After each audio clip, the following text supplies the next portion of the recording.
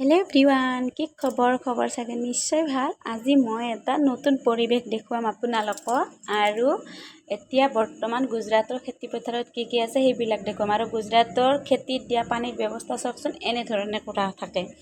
ইমান ধুনীয়াকৈ পানীৰ একদম ডাঙৰ কৰি কি বুলি কয় এইটো ডেম বুলি কয়, আৰু এটা ডেম বনাই ৰাখে আৰু বৰিং টাইপৰ ৰখাই থাকে। আৰু এইটো বৰিং ডেম নহয়, বৰিং ৰখি বনাই লয়। আৰু এই বৰিংটোৰ পৰা গোটেই খেতি পথাৰত আৰু গৰু ম'হৰ কাৰণে পানীৰ ব্যৱস্থা সম্পূৰ্ণ এই পানীৰ পৰাই যায়।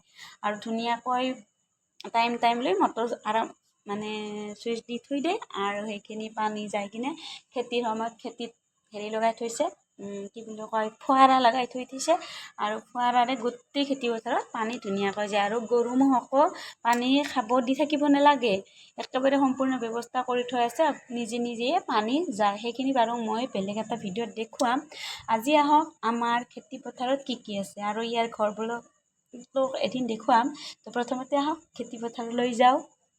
এয়া চাওক, ইমান ধুনীয়াকৈ এয়া হৈছে গেহু মানে গুমৰ খেতি। আৰু এতিয়া একেবাৰে গোটেই খেতি পথাৰত গুম এতিয়া পকিব ধৰিছে, সোণালী হ'ব আৰু একেবাৰে পকা নাই। আৰু এইখিনি ইমান ধুনীয়া, গোটেইখিনি আমাৰ খেতি পথাৰৰ। এইটো হৈছে মোৰ কাকি চাচি খুৰীমা, আৰু খুৰীমাই কৈ আছে যে এইটো কেঁচাতে ধুনীয়া লাগে খাই কিনে। তো তাৰ কাৰণে মোৰ কাৰণে ছিঙি আছে ধুনীয়া কৰি, অলপমান শেক দি কিনে খাব লাগে। আৰু কেনেকৈ খালোঁ সেইখিনি দেখুৱাম মই পিছত। আৰু এয়া দেখিয়কচোন, ইমান ধুনীয়াকৈ একেবাৰে যেনেকৈ আমাৰ ধান খেতিৰ নিচিনাই একদম শিক এটা হৈছে, একদম ধুনীয়া কৰি একদম গোটেই খেতি পথাৰ কাৰণে। আমি এবাৰ খেতি পথাৰ চালোঁ আৰু আপোনালোকক দেখিছেনে ইমান ধুনীয়াকৈ হৈছে আৰু ইয়াত কিন্তু এয়া চব ফোৱাৰা লগাই আছে। তো পানীৰ ব্যৱস্থা নিজে হৈ যায়। বৰ্তমান পানী দিব নালাগে কাৰণে ইয়াৰ পৰা উলিয়াই থৈছে। আৰু এয়া চাওক ইমান ধুনীয়া হৈছে। আৰু মই খেতি পথাৰ চাই কিনে আগতে গেহুৰ খেতি দেখা নাছিলোঁ নে, চাই কিনে ভালো লাগিলে। আৰু ইয়াতে কিন্তু ইমান কাম কৰে না তিৰোতাসকলে, বাপৰে বাপ, কি বুলি কওঁ, বহুত কাম কৰিব পাৰে। মইতো এনেকৈ কওঁ যি এয়া চব ফোৱাৰা লগাই আছে পানীৰ। এয়া কাকি চাচে মোক ছিঙি দিছে আৰু মই কিজানি জীৱনত কাম কৰা নাই, এনে লাগে একদিনত তাহাঁতে যিমান কাম কৰে। কাকিহঁতে, মোৰ ভাবি, শাহু মা গোটেইকেইটাই বহুত কাম কৰে, কিন্তু নালাগে তেওঁলোকে কাম কৰে যে, কাৰণ তেওঁলোকে ইমান এক্টিভ না, কিবা বেমাৰ না কিবা একোৱে নাই তাহাঁতৰ, না গাৰ্বি না কিবা। আমাৰ কিন্তু অকণমানতে গাৰ্বি এনেকুৱা হয় নহয় জানো। চাওকচোন, মোৰ ইমান ফূৰ্তি লাগিছে, মই ভিতৰতে সোমাই আছোঁ আৰু চাই আছোঁ আৰু বাবুক কলাত লৈ কিনে। আৰু এয়া চাওক, বহুত ভাল লাগিছে। আৰু আপোনালোকৰ কেনেকুৱা লাগিল? এয়া হৈছে মোৰ গুজৰাটৰ পৰিৱেশ, এইটো গুজৰাটৰ খেতি পথাৰ হয়। তো গুজৰাটৰ খেতি পথাৰত ধুনীয়াকৈ চাৰিওফালে সেউজীয়া হৈ আছে।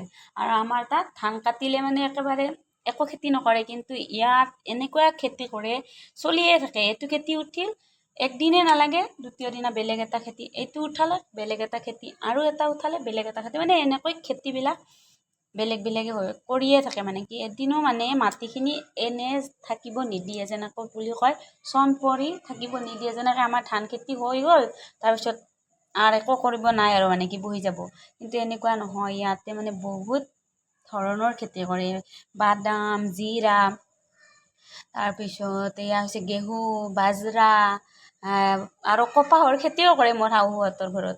মই আপোনালোকক দেখুৱাম। এয়া মোৰ খুৰীমা দেই, খুৰী শাহু হয়। আৰু আমি এয়া শাহু মায়ে মোক খুৰী শাহু এইখিনি ছিঙি কিনে কেঁচা আছে, একদম পকা নাই, সেইকাৰণে কৈছে এইখিনি সেকি কিনে খাবি, তোৰ শাহু মায়ে কবি বনাই খুৱাব। আৰু ততেই মোৰ শাহু মায়ে লৈ যোৱাৰ লগে লগে খুৱাইছে। আপোনাক